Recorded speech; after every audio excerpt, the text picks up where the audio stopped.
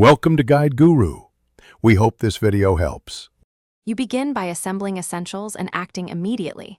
Gather ID, census entries, and any family letters so you have primary evidence to work from.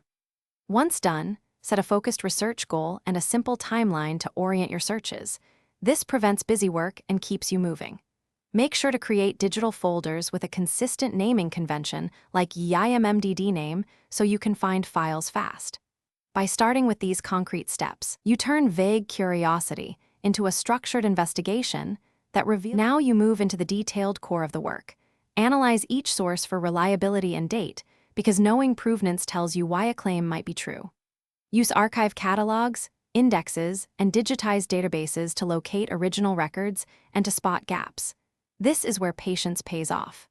Cross-reference names, dates, and locations to resolve contradictions, and keep clear citation notes plus a confidence level for every fact. Once you build this web of evidence, you can trust the narrative you're constructing.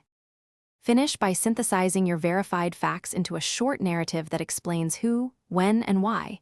Include citations so others can follow your reasoning. Make sure to back up and organize files and share findings with family or a local repository to preserve the work. If you hit a dead end, try alternate spellings, different jurisdictions, or variant dates. Contact an archivist for specialized indexes. That troubleshooting step often unlocks records and prevents you from discarding a lead that's simply recorded differently. Thanks for watching. Consider subscribing if we helped you today.